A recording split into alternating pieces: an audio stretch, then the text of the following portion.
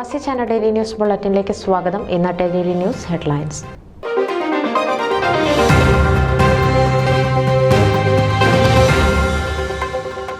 ഒന്നായി മുന്നേറാനുള്ള സന്ദേശമുയർത്തി Thomas ട്യൂമന്റെ team FOMAA ഗംഭീര വിജയത്തിലേക്ക്.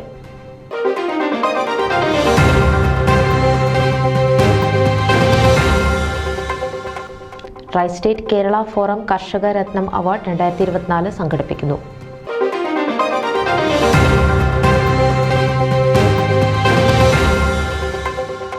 ഫോമ കലോത്സവം youth festival August 9.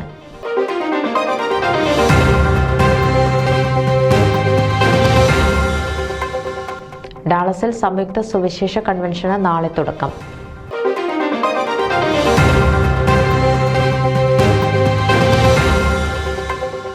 Doctor Annie Paul youth leadership workshop നടത്തി.